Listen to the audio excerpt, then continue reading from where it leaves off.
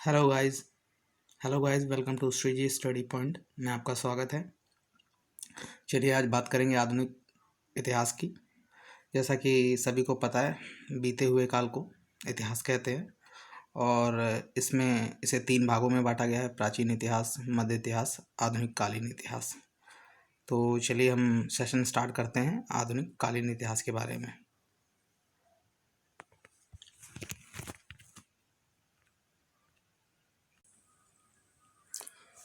मुगलों की शुरुआत कहाँ से हुई? जैसा कि सभी जानते हैं, इसकी शुरुआत 1526 में हुई। 1526 में। और इसकी नींव किसके द्वारा रखी गई? जहीरुद्दीन बाबर, 1526 में। और इसका जो आप कहेंगे सबसे महत्वपूर्ण चीज़ अगर मैं बात करूँ तो वो है पानीपत का प्रथम युद्ध, जो कि काफ़ी निर्णायक साबित हुआ। ये युद्ध बाबर और इब्राहिम लोदी के बीच हुआ था, जिसमें जो विजेता था वो बाबर हुआ था। इसके बाद इनकी जो आने वाली पीढ़ी में अगर हम बात करें, हुमायूं, अकबर, शाहजहां, औरंगजेब, इन सभी ने अपने साम्राज्य का विस्तार किया और अपने क्षेत्र विस्तार भी किया। औरंगजेब जो इनका छठी पीढ़ी था, उसका जो शासनकाल था वो 1657 से 1707 के बीच का था। और औरंगजेब के काल के अंत में, उसके शासनकाल के अंत में, मुगल वंश जो था वो अपनी चरम सीमा पर पहुंच चुका था। इसी के बीच में हम थोड़ी सी बात करते हैं बाबर के बारे में। भारत पर 5वें अभियान में बाबर और इब्राहिम लोदी के बीच 20 अप्रैल 1526 ईस्वी में पानीपत की प्रथम लड़ाई हुई। 5वें अभियान से मतलब ये है कि ये उसका पांचवा प्रयास था और बाबर ने इस युद्ध में पहली बार तुलुगमा युद्ध नीति का प्रयोग किया। इस विजय की खुशी में बाबर ने प्रत्येक काबुल निवासी को एक चांदी का सिक्का उपहार दे दिया और इसी उदारता के कारण उसे कलंदर उपाधि दी गई।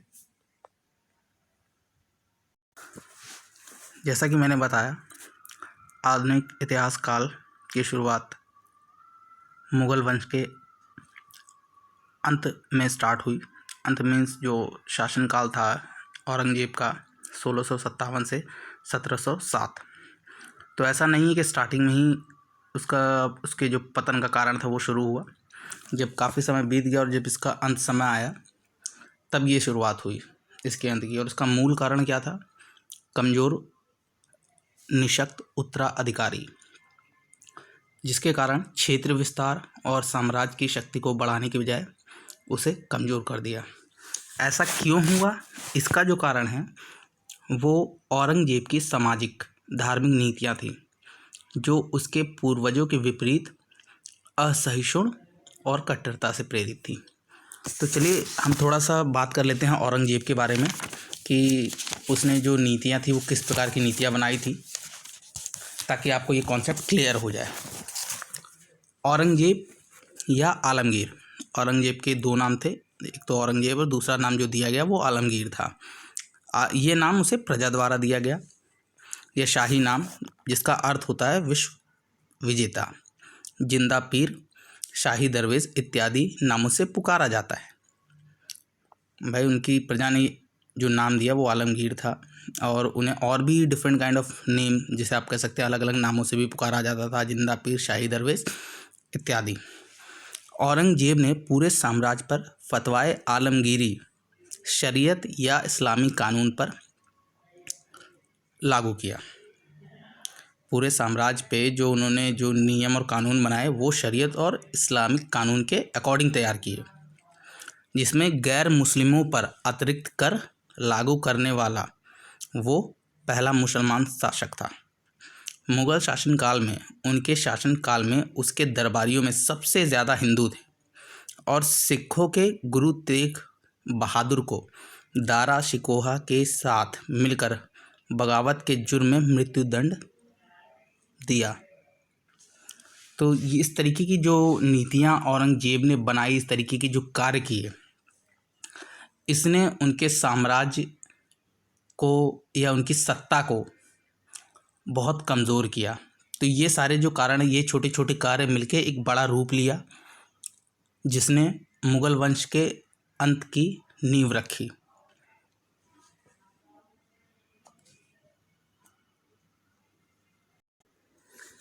अब बात करते हैं साम्राज्य का वृहद आकार अर्थात बड़ा आकार। सन 1687 में औरंगजेब ने दक्कन के प्रांतों पर युद्ध करना स्टार्ट किया, जिसमें बीजापुर और गोलकुंडा जैसे मुगल साम्राज्य को मिला लिया। इसके पश्चात क्या हुआ कि भाई अब औरंगजेब ने अपना जो शासनकाल था, जो साम्राज्य था, अपने शासनकाल में काफ़ी फैला लिया, उसका आकार बहुत बड़ा हो गया। लेकिन जो सबसे बड़ी कमी झेलनी पड़ी वो है उसके ठोस प्रशासन की व्यवस्था। कारण क्यों ऐसा वो क्यों नहीं कर पाया? क्योंकि निरंतर युद्ध में संलग्न रहा, यानी कि उलझा रहा। अब इसमें हुआ क्या कि युद्ध तो आप लगातार करते गए, लेकिन आपका साम्राज्य इतना बड़ा है, उसमें आपने सही नियम नहीं बनाए जनता के लिए, सही कार्य नहीं किए, प्रशासन की देखरेख ढंग से नहीं की। इस वजह से आपको जो है इसका विपरीत परिणाम प्राप्त हुए। तो साम्राज्य का जो इनका बड़ा आकार था वो भी कहीं ना कहीं मुगल वंश के पतन का अप्रत्यक्ष रूप से कारण बना। इसमें कुछ परिणाम ऐसे हैं जिसके बारे में मैं बात करूंगा, क्षेत्र शक्तियों के बारे में। जैसे कि मराठा, क्षेत्र शक्तियों में मराठाओं का उदय हुआ और उसके बाद जो मुगल अमीरों को अपने राजा के विरुद्ध षड्यंत्र करने का मौका मिल गया। जो औरंगजेब के दरबार में मुगल अमीर थे, उनको राजा के खिलाफ षड्यंत्र करने का अवसर मिला, क्योंकि राजा युद्ध में बिजी था, उसका कोई ध्यान नहीं था अपनी प्रजा की ओर। इसके अलावा भौगोलिक परिस्थितियों पर भी बात कर ली जाए। भौगोलिक परिस्थितियों में अगर मैं बात करूं तो विविधता, यानी कि विविधता की अगर बात की जाए और उत्तम संचार व्यवस्था की कमी। भाई अब हम इस साइड में मान लीजिए हम अलग क्षेत्र में रहते हैं और दूसरे क्षेत्र में युद्ध करने जाएंगे तो उसकी भौगोलिक परिस्थितियों के बारे में हमें कोई ज्ञान नहीं रहता है। ठीक है कि वहाँ की ज़मीन समतल है, उबड़ खाबड़ है, वहाँ का रास्ता कैसा है, वहाँ के पे नदियाँ हैं, पानी की क्या व्यवस्था है। एक तो ये कमी सबसे ज़्यादा खली। दूसरी कमी थी उत्तम संचार की व्यवस्था। उत्तम संचार बोले तो मतलब आज के ज़माने में टेलीफोन है, इंटरनेट है, इस तरीके की सुविधाएं उपलब्ध हैं। उस ज़माने में ये सब तो होता नहीं था। तो जो कम्युनिकेशन है, कम्युनिकेशन का गैप बहुत बड़ा था। जो जानकारी सही समय पर उन्हें प्राप्त होनी चाहिए थी वो प्राप्त नहीं हो पाई। तो इस सभी कारणों ने जो है बहुत महत्वपूर्ण रोल अदा किया मुगल वंश के पतन का, और उसके पतन में जो है तीव्र मार्ग प्रशस्त कर दिया। अब चलते हैं अगले पॉइंट की ओर। अगले पॉइंट की बात करेंगे मुगल अभिजात वर्ग का पतन। मुगल अभिजात वर्ग का पतन, पहले बात करते हैं उनके चरित्र की। भाई वो एक साहसिक चरित्र वाले थे। अगर हम बात करें उनके चरित्र की तो उसमें उनका जो चरित्र था वो वीरता का था, बहादुर हुआ करते थे वो लोग। परंतु उसमें कमी क्या हुई?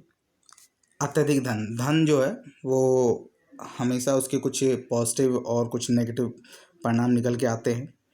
अब अत्यधिक धन मिलने के कारण उनके जीवन शैली में परिवर्तन आ गया।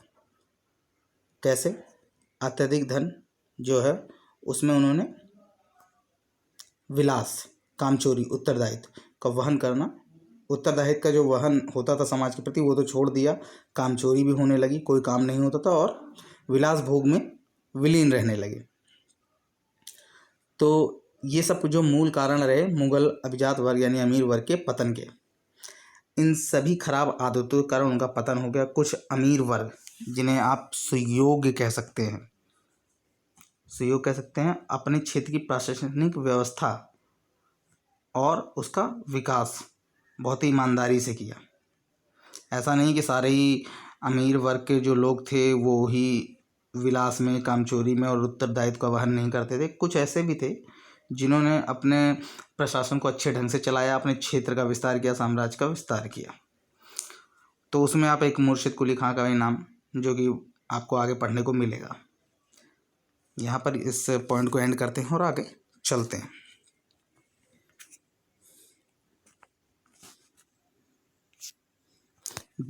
दरबार में गुटबंदी। अब औरंगजेब के अंतिम समय में उसके साम्राज्य में जो बड़े अधिकारी पद पर कार्यरत थे उनमें गुटबंदी होने लगी, जिसे अशांति को जन्म दिया। प्रत्येक गुट का कार्य सम्राट के कान भरना एक दूसरे के विरुद्ध। परिणाम ये हुआ कि बाहरी आक्रमण के विरुद्ध ये गुटबंदी एक नहीं हो सके, क्योंकि उसमें स्वार्थ की भावना उत्पन्न हो चुकी थी। वह केवल अपने कार्य को ही, अपने फायदे की ही बात सोचते थे, जिसके लिए वो गुटबंदी करते थे। एक ये भी कारण था मुगल वंश के अंत का। आगे बढ़ते हैं। उत्तराधिकार का जो त्रुटिपूर्ण नियम है। अब त्रुटिपूर्ण अगर मैं नियम की बात करूं तो इसमें जो है अयोग्य उत्तराधिकारी वो बहुत ही महत्वपूर्ण है, क्योंकि इसने जो है अयोग्य उत्तराधिकारी ने मुगल वंश के पतन की सबसे बड़ी नींव थी, और उसके तीव्र पतन का मार्ग जो है वो बहुत ही साफ हो गया। राजा के सभी पुत्र अपने आप को समान रूप से योग्य समझते थे और अपने दावे के लिए लड़ने को तैयार रहते थे, लेकिन शक्तिशाली शासक, निर्माता और अमीर वर्ग अपने निजी स्वार्थों के लिए शासकों के सिंहासन पर बैठाते और उतरवाते थे। यानी कि जो वहाँ के अमीर वर्ग थे, अमीर साहूकार, जमींदार, ये अपने निजी स्वार्थों के लिए जो शासन के जो उत्तराधिकारी, जो होने वाला उत्तराधिकारी होता था, उसको अपने हिसाब से बैठवाते और उतरवाते थे। क्योंकि जैसे कि अब मैं साहूकार हूँ, व्यापारी हूँ और अधिकारी हूँ, तो अगर मेरे मुताबिक कोई व्यक्ति सिंहासन पर नहीं बैठेगा तो जाहिर सी बात है उससे मुझे हानि ही होगी। तो मैं जो हूँ वो क्या करूँगा, और राजा को अपने हिसाब से उस व्यक्ति के बारे में ज़्यादा बड़ाई करूँगा, उसकी ज़्यादा बातें करूँगा, उसकी ज़्यादा पॉजिटिव कामों की बातें करूँगा, जो मुझे लगता है कि ये योग्य रहेगा और मेरे फ़ायदे के लिए काम करेगा। तो ये सबसे बड़ा त्रुटिपूर्ण नियम था मुगल वंश के अंत का। आगे चलते हैं नेक्स्ट पॉइंट। नेक्स्ट पॉइंट में हम मराठों का उत्थान। मुगल साम्राज्य के पतन का महत्वपूर्ण कारण पेशवा के अधीन मराठाओं का उदय हुआ। एक बहुत बड़ी शक्ति के रूप में उभर कर आया और मुगल दरबार में सम्राट निर्माता की भूमिका निभाने लगा। अंत में मराठा भारत में एक अस्थायी सरकार बनाने में असफल रहे। उन्होंने मुगल साम्राज्य के विघटन में बहुत बड़ा योगदान। या देखिए, यहाँ पर अगर बात की जाए तो उनका योगदान क्यों महत्वपूर्ण है। वो एक बड़ी सरकार तो नहीं दे पाए, लेकिन क्या है कि मराठाओं में काफ़ी जो जैसे पेशवा बाजीराव थे और शाहू जी महाराज थे, तानाजी मालुसरे थे, इन्होंने बहुत अच्छे लेवल पे मतलब बड़े लेवल पे युद्ध किया इनसे, और कहीं ना कहीं इनको बहुत क्षति पहुंचाई। इनकी आर्थिक और क्षेत्रीय स्थिति को भी बहुत कमज़ोर किया। तो इसलिए मराठाओं का योगदान बहुत ही महत्वपूर्ण है इनको कमज़ोर करने के लिए। अब थोड़ा सा आगे चलें। इनके इसमें थोड़ा सा सैन्य कारण भी है। सैन्य कारण में क्या अगर मैं बात करूं तो इसमें अनुशासन की कमी, सही प्रशिक्षण की कमी, सैन्य अपराधों के लिए कोई नियमित सज़ा नहीं, और इन सैनिकों के मनोबल में भी कमी, राजद्रोह, कायरता, और हथियार के जो हथियार थे वो पुराने समय के हथियार इस्तेमाल किए जाते थे, पुरानी नीतियाँ उपयोग की जाती थी। तो इन सब ने जो है मिलकर मराठाओं का जो अंत है वो उसका जो है पूरा रास्ता ही साफ कर दिया। अब बात करते हैं जागीरदारी संकट की। अब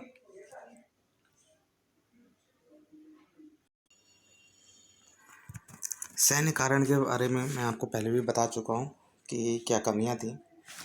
अगर इस पूरे मुगल विघटन से लेके और अंत तक देखा जाए तो इसको मैं सीधे पॉइंट टू पॉइंट आपको बता देता हूँ। फिर से रिपीट कर देता हूँ, पिछले वीडियो में मैंने रिपीट किया था।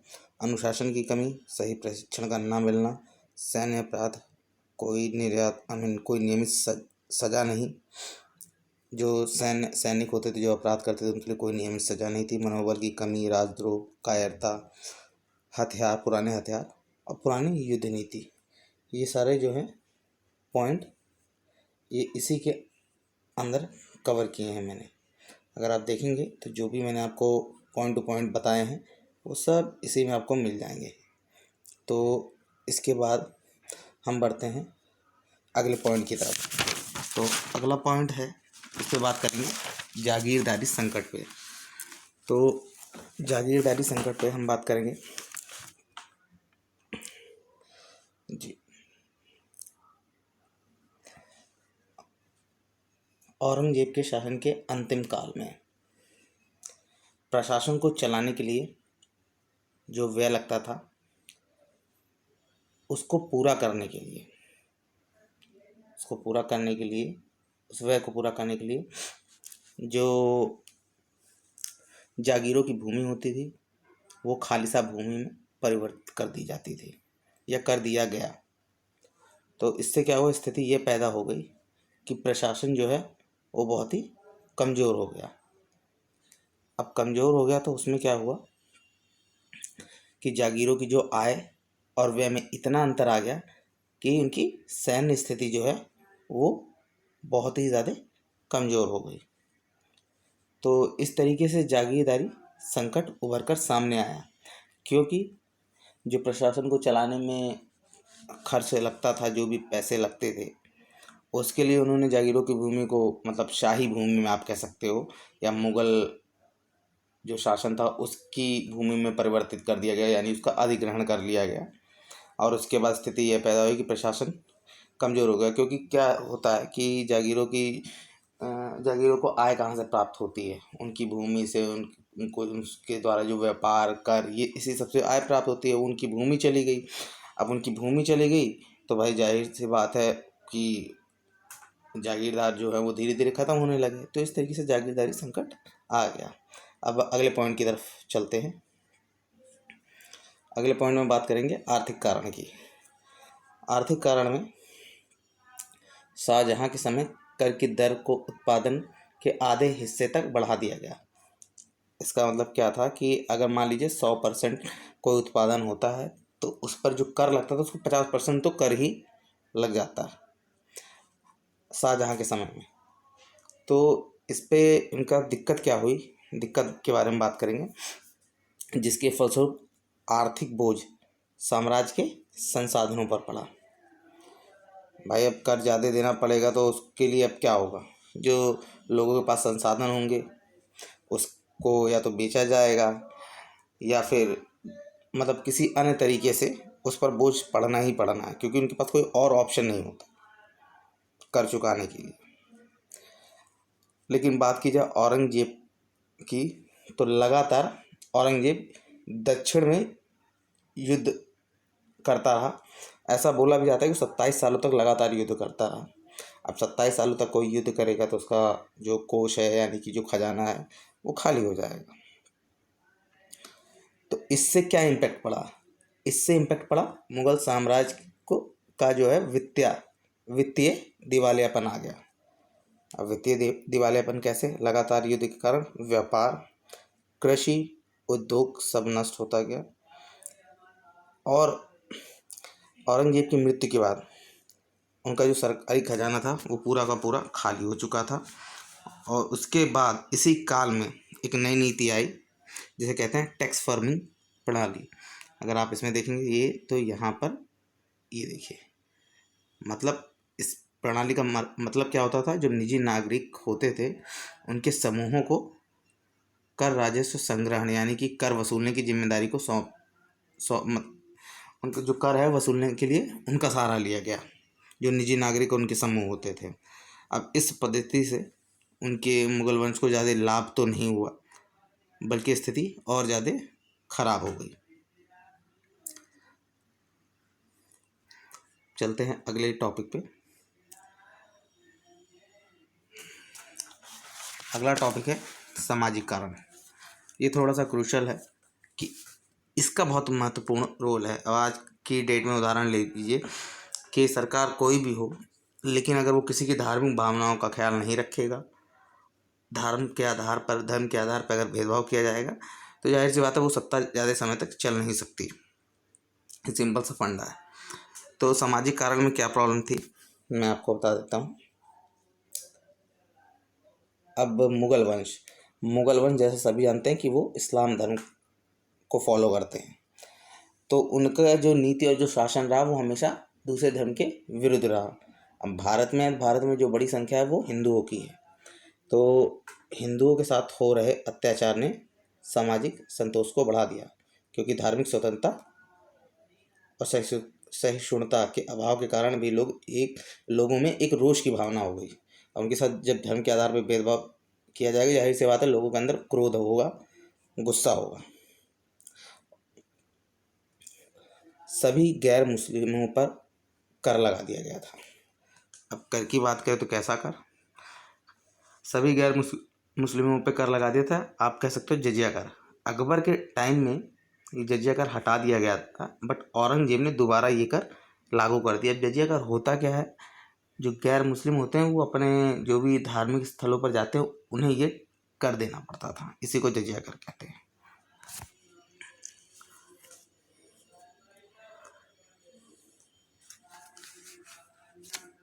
धार्मिक कारण, औरंगजेब जैसा सभी जानते हैं इस्लामी कानून को मानने वाला और स्वभाव से बड़ा कट्टर। अब औरंगजेब ने कई अवसरों पर अपनी गैर मुसलमान प्रजा की भावनाओं को भी समझने से इनकार किया, ये भी एक कारण रहा।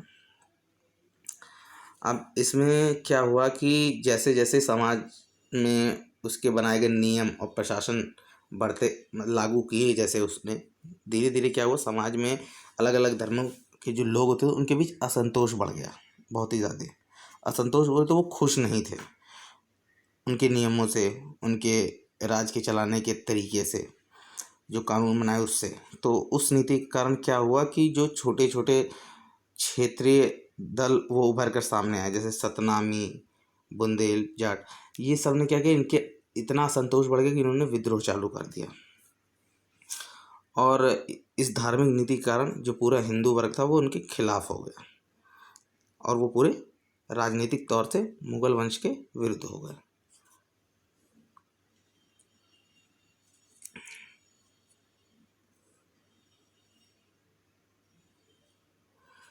अब चलिए आगे चलते हैं, आगे बात करेंगे यूरोपीय आगमन और बाहरी आक्रमण की।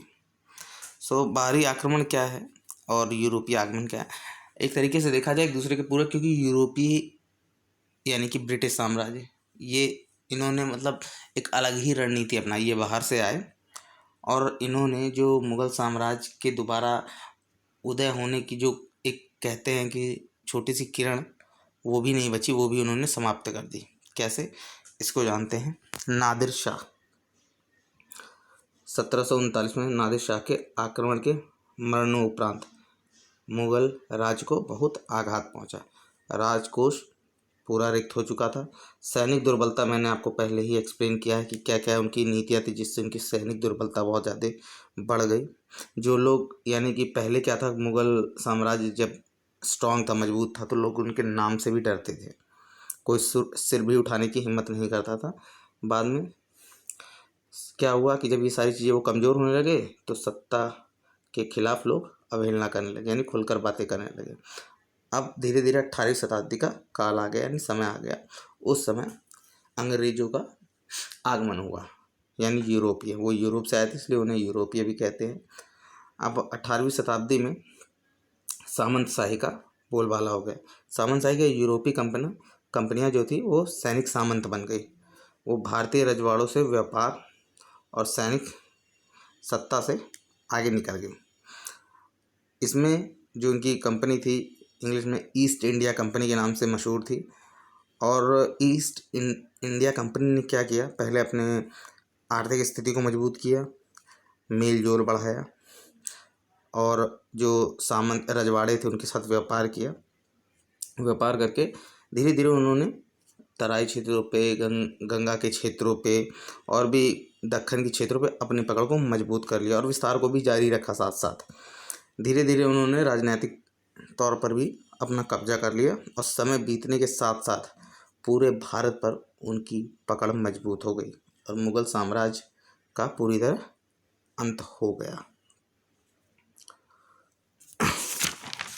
जैसा कि नई शक्तियों के उदय के बारे में अगर मैं बात करूं, तो जब ये सारी चीज़ें हो गई तो नई शक्तियों में किसका उदय हुआ। अलग अलग हमारे यहाँ पे कहते हैं कई सारे धर्म एक साथ मिलके रहते हैं।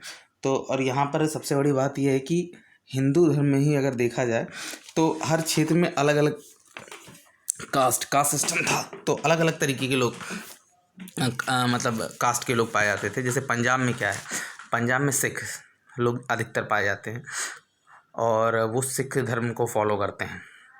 राजपूताना में वो हिंदू होते हैं और क्षत्रिय जिसे कहते हैं राजपूत। रोहेलखंड में रोहेला, मथुरा में जाट, ये अधिक शक्तिशाली हो गए।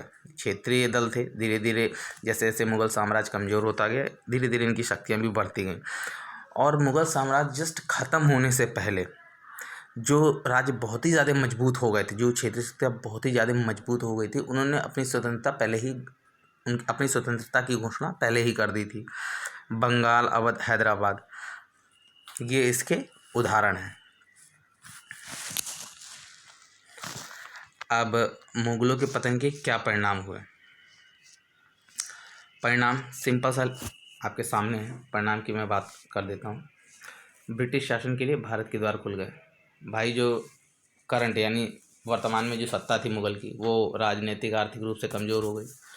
उनका दबदबा रहा नहीं। यूरोपीय कंपनियों को मौका मिला, उन्होंने देखा कि यहाँ पर हमें लाभ मिलेगा और धीरे धीरे वो उनका आगमन चालू हो गया। यानी वो कमज़ोर हुए और उनके लिए पूरा रास्ता खुल गया।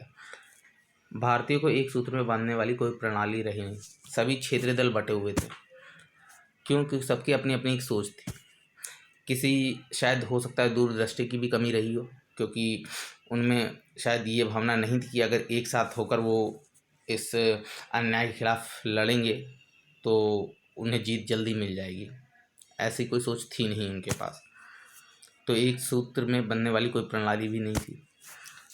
ऐसी कोई ताकत नहीं रही जो पश्चिम में आने वाली शक्तियों से लड़ सके। बिल्कुल सही। यानी कि अंग्रेज़ तो वैसे शुरू से ही जानते हैं डिवाइडेड एंड रूल का खेल खेलते चले आए हैं।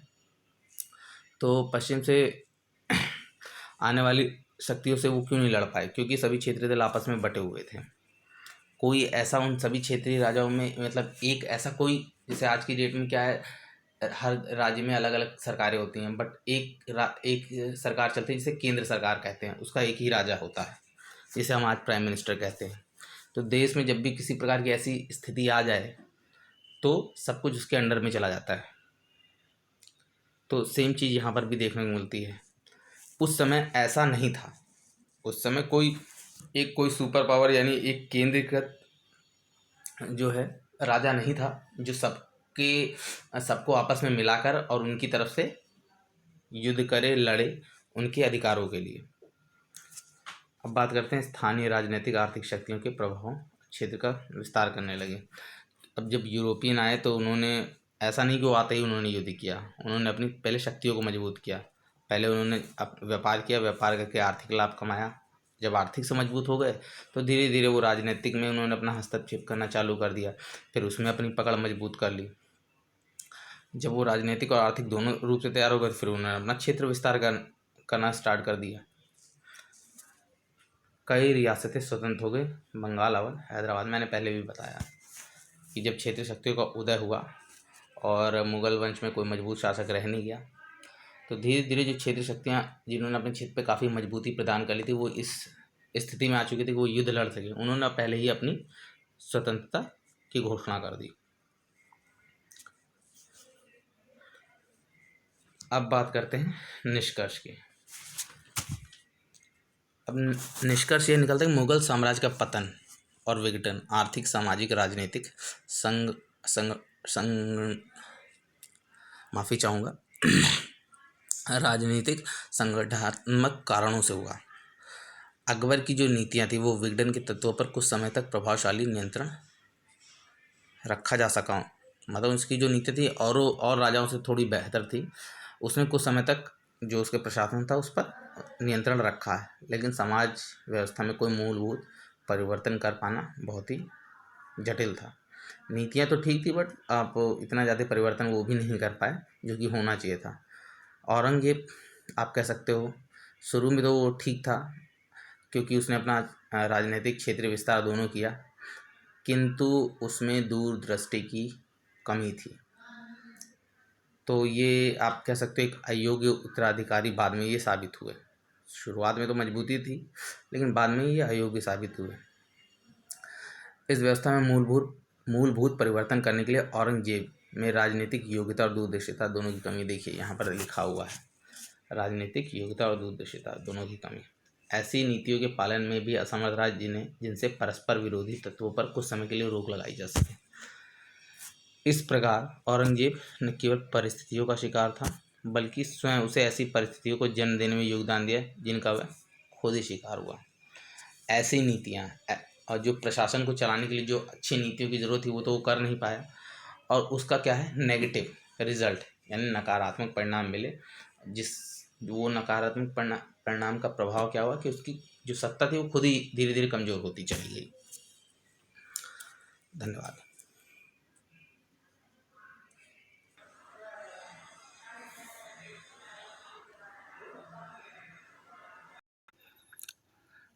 हेलो दोस्तों, अभी तक का जो भी टॉपिक मैंने आपको बताया उसके बिहाफ पे 5 प्रश्न हैं। इन 5 प्रश्न के आप आंसर कमेंट्स बॉक्स में कर सकते हैं या दे सकते हैं। इस 5 क्वेश्चन के जो सही आंसर हैं वो आपको नेक्स्ट वीडियो में मिलेंगे। सो मैं प्रश्न बताना स्टार्ट करता हूँ आपको। मुग़ल साम्राज्य की स्थापना कब हुई? पहला प्रश्न। दूसरा, मुग़ल साम्राज्य की स्थापना किसने की? तीसरा, किस युद्ध के बाद बाबर ने कलंदर की उपाधि धारण की? चौथा, शाही दरवेश के नाम से किसे पुकारा जाता था? पांचवा, गैर मुसलमानों पर अतिरिक्त कर लगाने वाला पहला मुस्लिम शासक कौन था?